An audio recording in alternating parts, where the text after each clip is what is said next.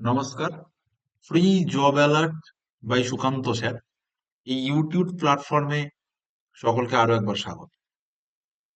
আমরা আজকের এই সেশনটায় যেটা আলোচনা করব অত্যন্ত গুরুত্বপূর্ণ বিষয়, বিশেষ করে যারা প্রাথমিকে ইন্টারভিউ দিতে যাবেন। সেটা হচ্ছে আমাদের এই মুহূর্তে পশ্চিমবঙ্গ বোর্ডে যে সমস্ত বইগুলো রয়েছে, কোন ক্লাসে কোন বই রয়েছে।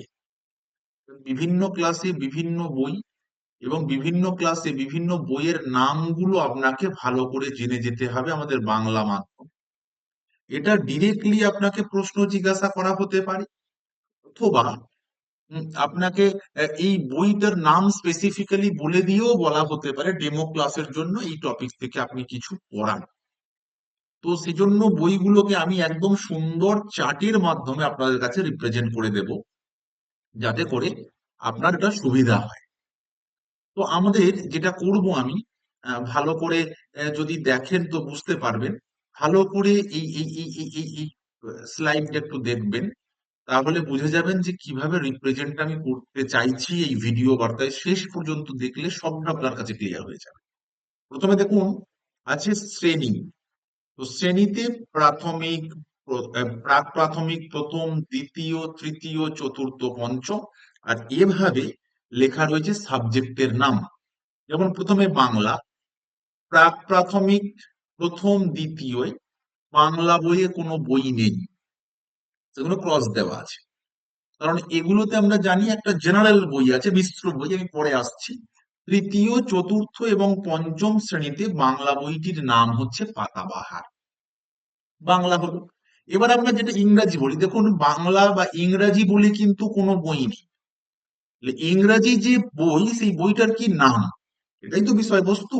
তো একইভাবে ক্লাস প্রাক প্রাথমিক, প্রথম, দ্বিতীয়তে ইংরাজি বলে কোনো বই নেই। তৃতীয়, চতুর্থ এবং পঞ্চমে ইংরাজি বইয়ের নাম হচ্ছে বাটারফ্লাই। 3 নম্বর, সাবজেক্টটি অঙ্ক বা গণিত।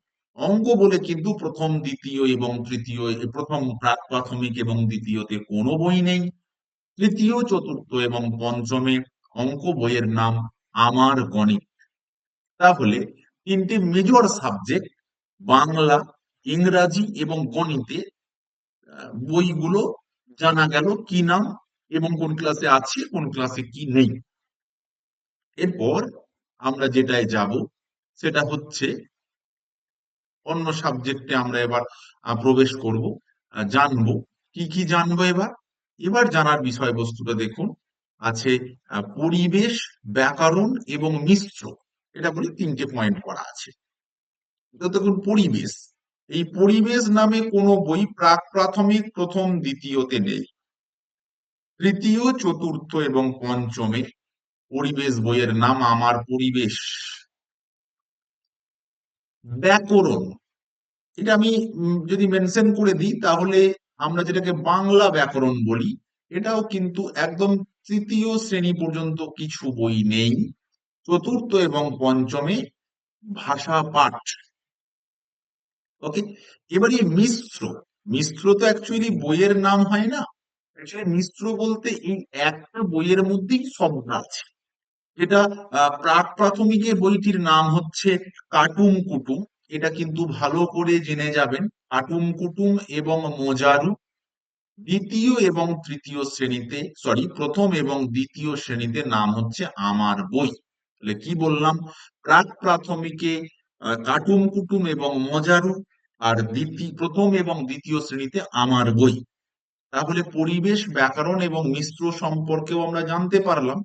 এরপর আমরা যেটা জানবো সেটা হচ্ছে কি, সহজ পাঠ, ইংরাজি সহায়ক, স্বাস্থ্য শিক্ষা এবং মূল্যবোধ, এই সংক্রান্ত, এই সংক্রান্ত বই কোন ক্লাসে কি আছে।